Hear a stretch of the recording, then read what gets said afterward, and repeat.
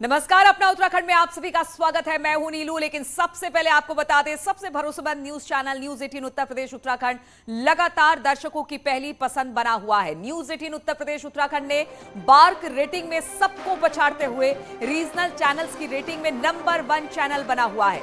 News 18 सियासी खबरों में नंबर 1, बड़ी खबरों में नंबर 1, डिबेट शो में नंबर 1 बनकर दर्शकों का भरोसा जीतने में कामयाब हुआ है। न्यूज 18 उत्तर प्रदेश उत्तराखंड को पहली पसंद बनाने के लिए आप सबका शुक्रिया। 15+ पे कैटेगरी के चैनल में न्यूज 18 उत्तर प्रदेश उत्तराखंड 22.8% शेयर के साथ नंबर 1 बना हुआ है।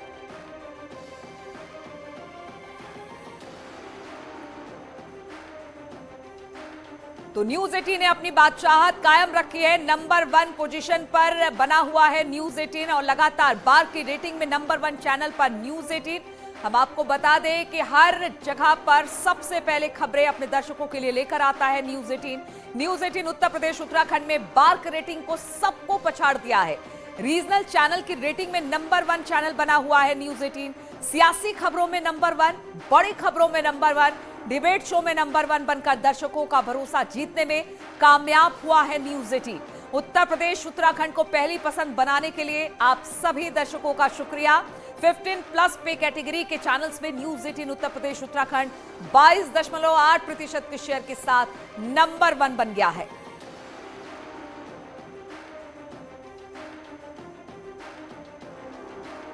और इसी पर बातचीत करने के लिए मेरे सहयोगी मेनका हमारे साथ जुड़ गई है। मेनका, कहा जा सकता है हम लगातार कोशिश यही करते हैं कि तमाम खबरें सबसे पहले अपने दर्शकों तक लेकर आए, सीधे और सटीक खबरें। और एक बार फिर से दर्शकों ने हमारी पहल को, हमारी जिम्मेदारी को सराहा है।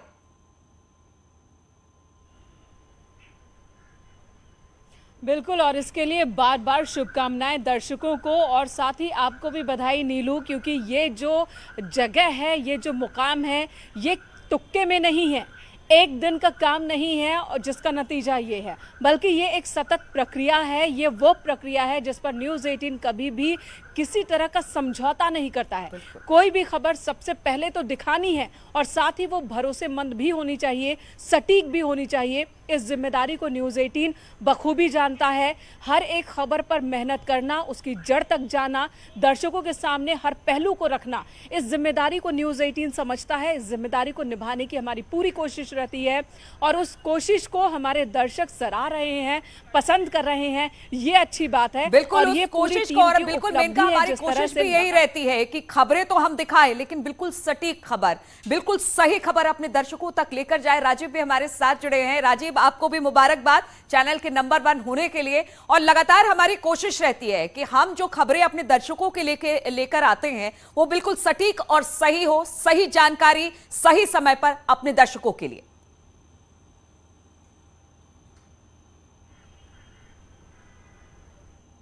देश के करोड़ों दर्शकों को हर पल हर एक अपडेट से अवगत कराया है। हर जनहित के मुद्दे को लेकर सबसे पहले खबर उन तक घर बैठे पहुंचाई है। और यही कारण है कि उत्तर प्रदेश की जनता हो या देश की जनता हो, उसने न्यूज़ 18 को सराहा है और देखा है, क्योंकि जो न्यूज़ 18 की विश्वसनीयता है वो शायद किसी और की नहीं रही। और यही कारण है कि लगातार दर्शकों ने जिस तरह से चाहे डेवलपमेंट की खबर हो, चाहे क्राइम की खबर हो या अदर जो खबरें हैं, उन पर सबसे पहले न्यूज़ 18 के जो रिपोर्टर्स हैं, जो टीम है, उसने सबसे पहले विश्वसनीय खबर दिखाई है। और यही कारण है कि जनता का सम्मान न्यूज़ 18 को मिला है। जनता ने न्यूज़ 18 पर विश्वसनीयता जताई है कि किस तरह से न्यूज़ 18 हर एक छोटे बड़े मुद्दे को लेकर, जनहित से जुड़े मुद्दों को लेकर, बिल्कुल राजीव, और पूरी कोशिश यही रहती है, हमारी टीम की पूरी कोशिश भी यही रहती है कि बिल्कुल सही और सटीक खबरें सही समय पर अपने दर्शकों के लिए लेकर आए। सत्येंद्र बर्तवाल इस वक्त हमारे साथ देहरादून से जुड़ गए हैं। सत्येंद्र, आपको भी बहुत बहुत मुबारकबाद, और एक टीम एफर्ट है जो अब दिखाई दे रहा है और लोग इसे पसंद कर रहे हैं।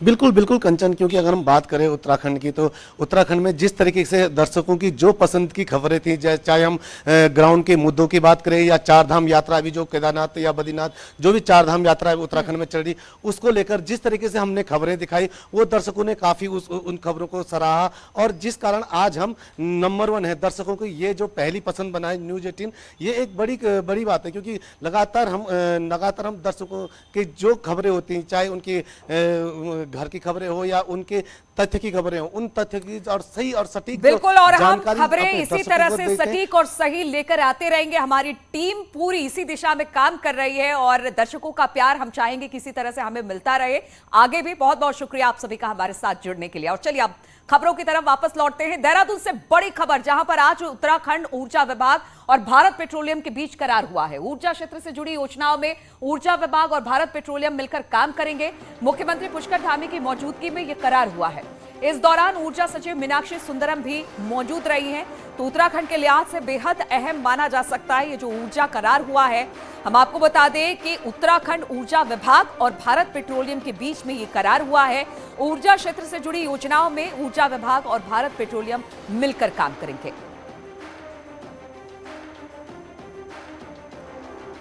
और देहरादून से एक और बड़ी खबर आ रही है, जहां पर आज आने वाले बजट को लेकर मुख्यमंत्री पुष्कर सिंह धामी गढ़वाल मंडल के प्रतिनिधियों से सुझाव लेंगे। अलग अलग क्षेत्रों के प्रतिनिधि शामिल होने जा रहे हैं। इस बजट को लेकर सरकार को सलाह भी दे रहे हैं। शाम को 4 बजे मुख्य सेवक सदन में होने वाले कार्यक्रम में वित्त मंत्री मौजूद रहने वाले हैं। तो गढ़वाल मंडल के प्रतिनिधियों से आज चर्चा होने वाली है, जो कि बजट को लेकर अपना सुझाव आज शाम 4 बजे रखने वाले हैं।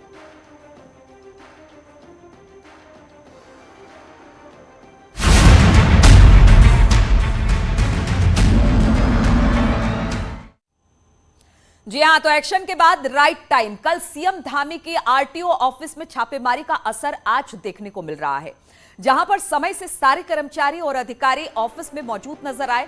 उनके साथ ही सस्पेंड आरटीओ दिनेश चंद्र पठोई भी दफ्तर पहुंचे। हम आपको बता दें कि कल आरटीओ ऑफिस के औचक निरीक्षण में गैर हाजिर होने वाले आरटीओ दिनेश चंद्र पठोई को सीएम धामी ने सस्पेंड कर दिया था, लेकिन इसके बावजूद आज आरटीओ ऑफिसर अपने दफ्तर पहुंचे।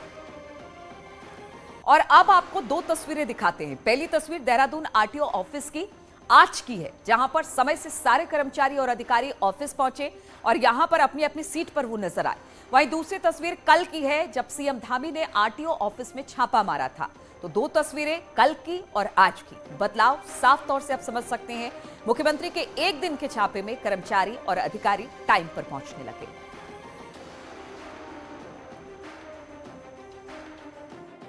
बुधवार को मुख्यमंत्री पुष्कर सिंह धामी ने देहरादून के आरटीओ में औचक निरीक्षण किया और यहां पे देखा कि कई कर्मचारी अपनी अपनी सीटों पे उपस्थित नहीं थे, और जिसके कारण उन्होंने कल सख्त एक्शन मोड लिया और आरटीओ जो देहरादून है उनको भी सस्पेंड कर दिया, क्योंकि वो भी तय समय पे अपने कार्यालय में नहीं बैठे थे। जिसके बाद आज जिसका असर आज देखने को मिला, यानी कि गुरुवार को आज असर देखने को मिला। सभी कर्मचारी 10 बजे से पहले अपनी अपनी सीटों पे बैठे थे। यहां तक कि जो सस्पेंड हुए एआरटीओ दिनेश चंद्र पठोई, वो भी आज अपनी सीट पर बैठे हुए हैं। और जब मीडिया ने उनसे बातचीत की तो उन्होंने फिलहाल मीडिया से दूरी बनाई है। सत्येंद्र बर्तवाल, न्यूज़ 18, देहरादून। और इस पर बातचीत करने के लिए सत्येंद्र बर्तवाल इस वक्त हमारे साथ देहरादून से जुड़ गए। सत्येंद्र, कल हमने देखा कि आरटीओ ऑफिस में औचक निरीक्षण के लिए धामी पहुंचे। आज समय से सब लोग पहुंच गए, यानी कहीं ना खौफ मुख्यमंत्री का वहां पर दिखाई दे रहा था। लेकिन जिस आरटीओ अधिकारी को मुख्यमंत्री ने वहां से निलंबित किया था, वो भी आज पहुंचे। हालांकि उन्होंने बात नहीं की, लेकिन हम ये मान के चले कि मुख्यमंत्री के औचक निरीक्षण का असर हो रहा है। बिल्कुल कंचन, जो औचक निरीक्षण कल मुख्यमंत्री ने आरटीओ में देहरादून में किया था, उसका आज एक बड़ा असर देखने को मिला है। क्योंकि जो हमने वहां पे जो लोगों से बात की, जो लोग वहां पे पहुंचते थे, उन लोगों का कल ये कहा कि यहाँ पे अधिकारी उनको मिलते नहीं है, कर्मचारी उनको मिलते नहीं है। लेकिन उसका आज एक बड़ा असर देखने को मिला। आज सभी अधिकारी 10 बजे से पहले अपने अपनी सीटों पर तैनात थे। और यहाँ तक कि जिन अधिकारी, यानी कि जो आरटीओ अधिकारी हैं वहां पे दिनेश चंद्र पठोई, उनका कल सस्पेंड कर दिया गया था मुख्यमंत्री द्वारा। आज वो भी अपने दफ्तर में बैठे मिले। भले ही उन्होंने, जब हम उनसे बातचीत करनी चाहिए, उनसे मिलना चाहे, तो उन्होंने साफ तौर पे मना कर दिया कि फिलहाल वो मीडिया से नहीं मिलेंगे। लेकिन जो सूत्रों से जो हमें बातचीत पता चला कि वो जो पठोई वहां पे पहुंचे आरटीओ, उन्होंने जो पुरानी पेंडिंग फाइलें थी उनका निपटारा भी आज किया है। यानी कि भले ही अधिक कर्मचारी आज देखने को मिले, लेकिन जो पुरानी फाइलें थे उनका भी आज निपटारा देखने को मिला है। जी चलिए, बहुत बहुत शुक्रिया आपका हमारे साथ जुड़ने के लिए सत्येंद्र। तो कहीं ना कहीं खौफ दिखाई दे रहा है और अब जो अधिकारी कर्मचारी हैं वो टाइम से अपने काम पर पहुंच रहे हैं। और कल सीएम धामी के आरटीओ ऑफिस में छापेमारी के बाद आज पूरे प्रदेश में सरकारी कार्यालयों का न्यूज 18 ने रियलिटी चेक किया। न्यूज 18 के रियलिटी चेक में कई कार्यालयों में अधिकारी कर्मचारी मौजूद मिले तो कुछ कार्यालयों में अधिकारी समेत कई कर्मचारी पहुंचे ही नहीं। अब आपको 3 तस्वीरें दिखाते हैं। पहली तस्वीर देहरादून नगर निगम की है, जहां पर सारे कर्मचारी और अधिकारी समय से ऑफिस पहुंचे और यहां पर अपनी अपनी सीट पर नजर आए। वहीं दूसरी तस्वीर देहरादून जिला पूर्ति कार्यालय की है, जहां पर 22 में से 10 अधिकारी और कर्मचारी समय से ऑफिस नहीं पहुंचे। डीएसओ जसवंत सिंह कंडारी भी खुद समय से ऑफिस नहीं पहुंचे। वहीं तीसरी तस्वीर आप देख पाएंगे, ये हरिद्वार के आरटीओ दफ्तर की है, जहां पर सुबह 9:30 बजे से कर्मचारियों के ऑफिस पहुंचने का सिलसिला शुरू हो गया था। एआरटीओ रत्नाकर सिंह सुबह 9:30 बजे ही अपने ऑफिस में बैठे दिखाई दिए।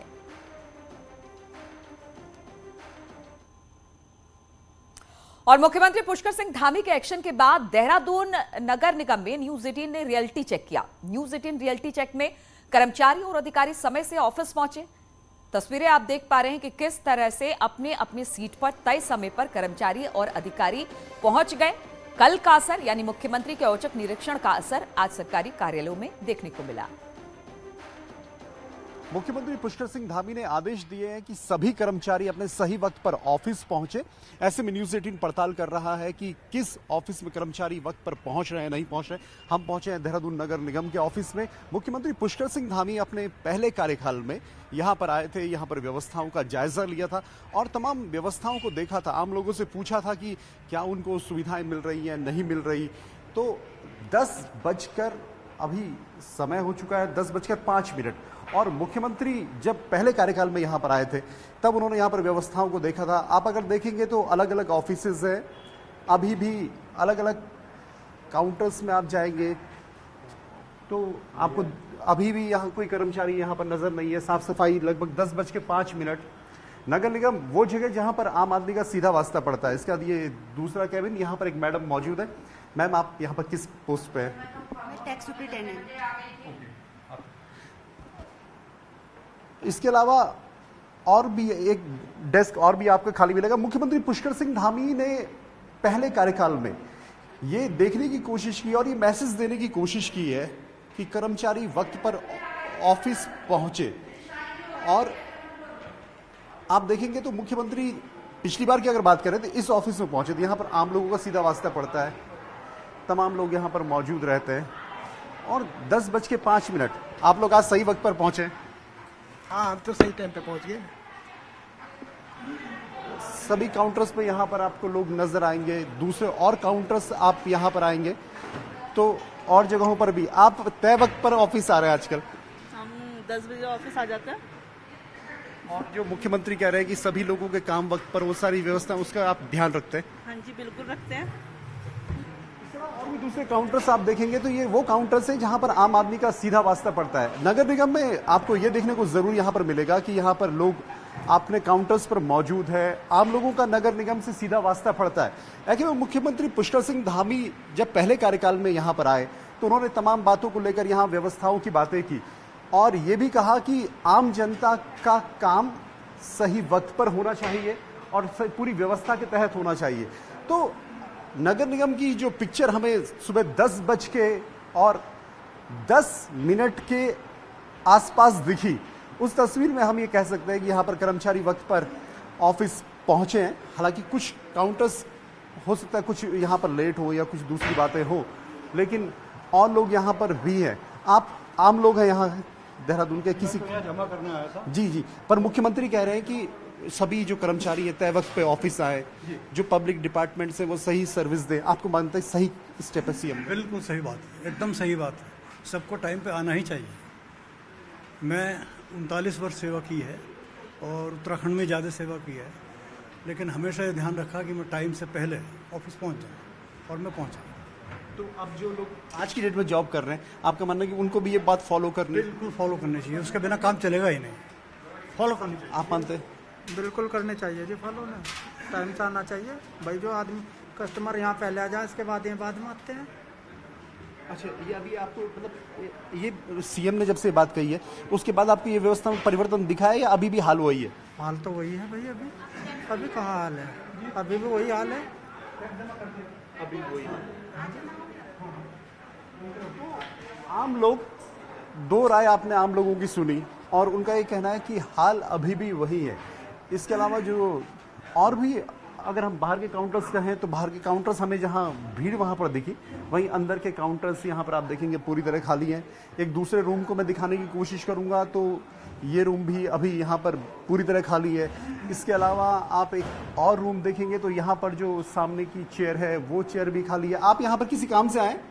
हाँ जी, मुझे ये नोटिस दिया गया है, मेरा होम स्टे चल रहा है, 3 रूम का कमरा हमारा, और लेकिन वो बोल रहे कि ये कमर्शियल में लगेगा और हम जबकि उसका कर दे। अधिकारी हमें सनवाल जी ने बुलाया था, ये जो ये 5 रूम, ये तो उन्होंने बोला नेथानी जी से मिलो, वो आपका तो मिले, आपको नहीं मिले? अभी नहीं मिले, अब मिलेंगे।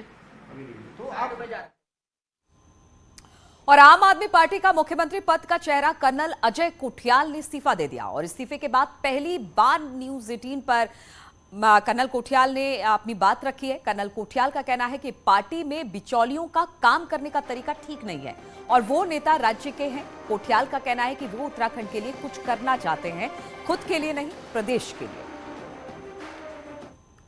में आम आदमी पार्टी के मुख्यमंत्री पद का चेहरा कर्नल अजय कोठियाल इस्तीफा दे चुके हैं आम आदमी पार्टी से। क्यों इस्तीफा दिया, क्या वजह रही, क्या उनके दिल में सब कुछ अब आगे के लिए चल रहा है, हमारे साथ बातचीत करने के लिए इस वक्त मौजूद है। सर, इस्तीफा दिया आपने, जबकि आपको पार्टी ने मुख्यमंत्री पद का फेस बनाया, जो हो सकता था वो सब कुछ दिया, बावजूद इसके ऐसा क्या हुआ? हमने 19 अप्रैल को पार्टी ज्वाइन करी थी और बड़े अच्छे समझ करके कि पार्टी के जो काम के तरीके हैं वो भी हमें लगा कि ठीक हैं और उत्तराखंड में उनकी ज़रूरत भी है। लेकिन कई बार क्या होता है कि बीच में ना कुछ पार्टी के ही कुछ लोग होते हैं, तो उसमें क्या होता है कि फिर आपकी विचारधारा उनसे ठीक से नहीं मिल पाती। फिर जनता की, हम मतलब कोई ऐसे एस्पायरिंग कोई पॉलिटिशियन तो है नहीं कि हमें इलेक्शन लड़ना ही लड़ना है या हमें पॉलिटिक्स में ही रहना है, लेकिन जनता की भी कई भावनाएं होती हैं। कई फौजी हैं यहाँ पे, कई यहाँ पे पैरामिलिट्री फोर्स के लोग हैं, यहाँ पे युवा हैं, महिलाएं हैं, यहाँ पे जो बुजुर्ग लोग हैं, तो वो सब हमको कहीं ना कहीं बोलते रहे कि आप मतलब उनकी भावनाओं को देखते हुए फिर हमें फाइनली ये देखा कि हमें पार्टी को छोड़ना है और वो करके हमने फिर पार्टी छोड़ दी। एक सवाल ये है कि पार्टी में आपने कहा नेताओं में अंडरस्टैंडिंग नहीं बनती, वो राज्य के नेताओं के बीच नहीं बनी या सेंट्रल लीडरशिप दिल्ली में अरविंद केजरीवाल या मनीष सिसोदिया या आपके बीच में नहीं बन पाई? और इस वक्त एक बड़ी खबर आ रही है, सर्वे की दूसरी रिपोर्ट में कई खुलासे हुए हैं। जी हां, ज्ञानवापी सर्वे की दूसरी रिपोर्ट में कई खुलासे हुए हैं। सूत्रों के हवाले से रिपोर्ट में कई खुलासे हैं। दूसरी रिपोर्ट में शिवलिंग का जिक्र किया गया है, जिस शिवलिंग की बात हिंदू पक्ष लगातार कहता आ रहा है, दूसरी रिपोर्ट में इस बात का जिक्र किया गया है। कमल, त्रिशूल और डमरू के प्रतीक चिन्ह भी मिले हैं। मस्जिद में सनातन संस्कृति के चिन्ह मिले हैं। ये सब दूसरी रिपोर्ट जिसे आज कोर्ट में पेश किया गया है विशाल सिंह के द्वारा, उसमें ये सारी बातें निकलकर सामने आ रही है। बेसमेंट की दीवार पर सनातन संस्कृति के भी चिन्ह मिले हैं। तो आज जो दूसरी रिपोर्ट सौंपी गई है कोर्ट को, सूत्रों के हवाले से बड़ी खबर इस वक्त आ रही है कि उसमें शिवलिंग का जिक्र किया गया है। शिवलिंग के जिक्र के अलावा कमल, त्रिशूल और डमरू के प्रतीक चिन्ह भी मिले हैं। इसके अलावा मस्जिद में सनातन संस्कृति के चिन्ह भी मिले हैं। बेसमेंट की दीवार पर सनातन संस्कृति के चिन्ह दिखाई दिए हैं। 3 डब्बे में रख करके, जो कि माननीय डीएम महोदय के आदेश से वो जमा हो गया था ट्रेजरी में, उसको आज निकलवा करके सुबह 10 बजे और उसको भी रिपोर्ट के साथ संलग्न करके माननीय न्यायालय के कोर्ट में उसको जमा कर दिया गया। सर, इससे पहले भी अजय मिश्रा जो कोर्ट कमिश्नर थे, उनके नेतृत्व में एक सर्वे किया गया था 6 और 7 मई को, और ये दावा किया गया कि उस परिसर में कई देवी देवताओं की आकृतियां मिली हैं। तो क्या उस सर्वे के बाद जो आप लोगों ने 14, 15, 16 को सर्वे किया है, क्या उस तरह के कुछ अन्य साक्ष्य भी हैं? अजय मिश्रा जी ने जो सर्वे किया था वो 6 तारीख और 7 तारीख को किया था। वो जो है ज्ञानवापी परिसर के बाहर का सर्वे उन्होंने किया था, और क्योंकि वहाँ प्रशासन का सहयोग न मिलने के कारण वो अंदर नहीं जा पाए थे, और उसी रिपोर्ट को उन्होंने माननीय न्यायालय के समक्ष प्रस्तुत किया है। और हम लोगों ने जो सर्वे किया है वो 14 तारीख को किया है। प्रशासन का पूरा सहयोग था और ताला तोड़ करके, जिसका चाबी नहीं मिली थी उसका ताला भी तोड़वाया गया, वादी पक्ष और प्रतिवादी पक्ष की उपस्थिति में, और जो चाबी थी ताला जिससे खुल गया उसको भी हम लोग तहखाने को देखा गया, पूरा हर चीज़ देख करके, और जो चीज़ जहाँ मिली वादी पक्ष भी थे वहाँ पे, प्रतिवादी पक्ष भी थे, तथा सबका वीडियोग्राफी कराया गया, फोटोग्राफी कराया गया, फिर उसकी एक रिपोर्ट बना करके हम लोगों ने माननीय न्यायालय के समक्ष प्रस्तुत की। सर, इस दौरान एक अर्जी दाखिल की गई है कि जो नंदी के सामने दीवार है उसको तोड़ी जाए और ताकि पूरा सर्वे हो सके, तो क्या अभी कुछ सर्वे को बाकी है? ये वादी पक्ष ने एप्लीकेशन दिया है माननीय न्यायालय में, और इस पर माननीय न्यायालय का जो आदेश होगा वो देखा जाएगा। इसके बारे में डिटेल हमको कोई जानकारी नहीं है। तो आपको क्या लगता है कि कोई कोना ऐसा है जिसका सर्वे बाकी है? अपने हिसाब से तो हम लोगों ने पूरा सर्वे कर लिया है, अगर फिर भी कहीं छूटा रहता है, अगर माननीय न्यायालय द्वारा फिर ऐसे आदेश मिलेगा कि कमीशन करने के लिए, उसका सर्वे करने के लिए, तो हम लोग फिर जाएंगे। तो आपने जो 12 पन्ने की रिपोर्ट सबमिट की है, क्या उसमें इस बात का कहीं जिक्र है कि सर्वे के लिए और समय चाहिए या और ज़रूरत थी? नहीं, उसमें ऐसा कहीं कुछ नहीं। हम लोगों ने जो माननीय न्यायालय द्वारा जो आदेश था उस हिसाब से हम लोगों ने सर्वे की कार्रवाई पूरा कंप्लीट कर दिया था, और कंप्लीट करने के बाद ही उसको माननीय न्यायालय के समक्ष सुपुर्द किया। एक सवाल सर और कि जब सर्वे शुरू हुआ तो उस बीच ये बात आई कि कुछ वीडियोज लीक किए गए जिसके आधार पर ये कहा गया कि अंदर शिवलिंग मिला है, या दूसरे पक्ष ने कहा कि ये फव्वारा है। उसके बाद आप लोगों ने शिकायत की अजय मिश्रा की और वो बाहर किए गए, तो क्या ये सच था? हाँ, सुनने में आया था कि कुछ वीडियो से एक फोटोग्राफर थे उनके द्वारा लीक किया गया था, जिसी को संज्ञान में लेते हुए माननीय न्यायालय ने अजय मिश्रा जी को निकाल दिया था। अच्छा सर, क्या लगता है जो लगातार आप देख रहे हैं, लोग भी जानना चाहते हैं कि क्या ऐसा खास है जो अब तक जनता के बीच नहीं है? अब ये तो इसके बारे में तो हमको भी नहीं जानकारी है कि क्या खास है। आपने सर्वे किया है सर? हाँ, सर्वे किया, लेकिन उसकी रिपोर्ट तो हमने बना करके हमें माननीय न्यायालय के समक्ष उसको प्रस्तुत कर दिया है। हम लोगों की भी कुछ बाध्यताएँ हैं, माननीय न्यायालय ने कुछ सोच समझ करके हम लोगों को कमीशन नियुक्त किया था, तो इसलिए हम लोग उसको डिस्क्लोज नहीं कर सकते बाहर। एक सर अंतिम सवाल ये है कि अब आज सुप्रीम कोर्ट ने इस मामले पर सुनवाई की और हिंदू पक्ष ने समय मांगा, जिसके बाद कल दोपहर 3 बजे तक उन्होंने कहा कि हम इस पर सुनवाई करेंगे, लेकिन तब तक कोर्ट के फैसले पर रोक लगाई है। उसके बाद की प्रोसीडिंग क्या होगी, अब क्या कार्रवाई होगी? जैसा सुनने में आया कि माननीय सुप्रीम कोर्ट ने यहाँ के निचली अदालत के कोर्ट के फैसले को या जो भी हो उसको रोक लगा दिया है कल तक के 3 बजे तक के लिए। उसके बाद अगर सुप्रीम कोर्ट कुछ आदेश करती है तो ये माननीय न्यायालय उसका जो है पालन करेगी। सर, अगर सुप्रीम कोर्ट कार्रवाई पे रोक हटाती है या कहती है कि निचली अदालत अपनी सुनवाई कर सके, तो आगे की विधिक प्रक्रिया क्या होगी? सर्वे कमीशन रिपोर्ट तो आपने दाखिल कर दिया, अब कोर्ट क्या आगे की प्रक्रिया? आगे की विधिक प्रक्रिया ये है कि माननीय न्यायालय उसको जो है जो हम लोगों ने रिपोर्ट। तो अजय प्रताप सिंह को हम सुन रहे थे, उन्होंने कहा कि हमने अपनी तरफ से रिपोर्ट सौंप दी है। अब देखना होगा कोर्ट इसमें क्या कहता है, क्योंकि एक मामला सुप्रीम कोर्ट में कल 3 बजे के बाद ही बाकी आगे सिविल कोर्ट पर जो भी एक प्रक्रिया है उस प्रक्रिया के तहत हम आगे बढ़ेंगे। बहुत बहुत शुक्रिया राजीव आपका हमारे साथ जुड़ने के लिए। रुकेंगे छोटे से ब्रेक के लिए।